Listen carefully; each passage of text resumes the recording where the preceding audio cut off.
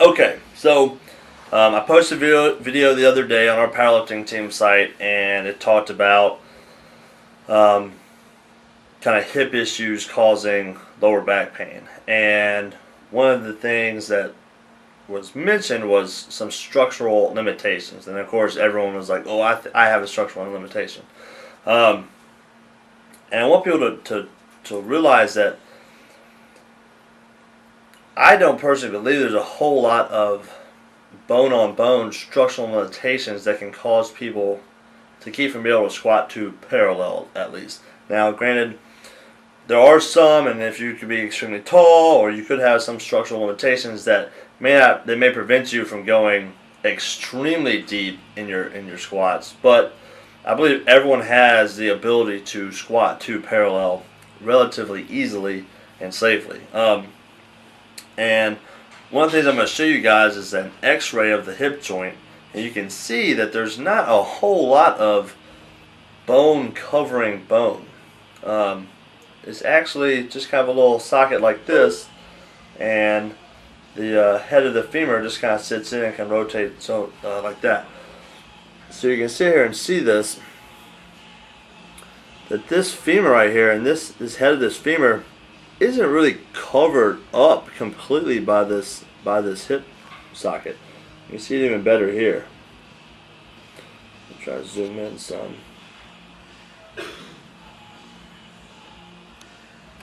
Right here, you can see that there's definitely some bone that's covering it, but it's not covering even 50% of it.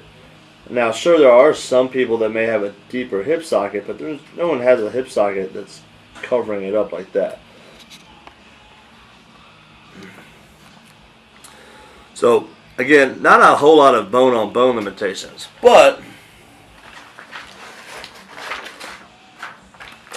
when we look at this, see all this tissue surrounding this, and of course this is cut this way, so it's not even taking in the anterior tissue that's covering it on that way. Let's see all this muscle, all this fibrous tendinous tissue that's covering this hip joint. And again, notice it's not even 50% coverage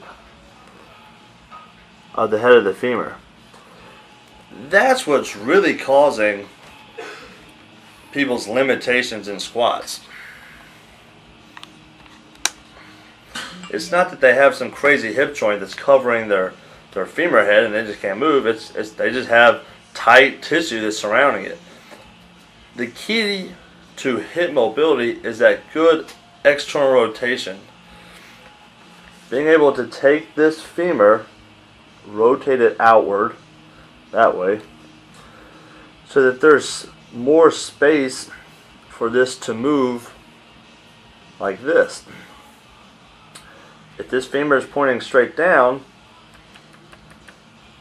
this femur head is going to slam into your hip socket, and that's what's going to cause your hips to fly up, or that's what's going to cause you to round your back, because you're not opening up the hips to allow that femoral head to move within the hip socket. So, again, just want to kind of clarify that I don't think that people's squat limitations are coming from a whole lot of bone-on-bone structural limitation. It's mainly that their hip flexors, their adductors, their quads are extremely tight, and the piriformis is pretty tight as well, and they just don't have the external rotation strength and abduction strength to open those hips up to allow their hips to travel straight down while their femurs travel out.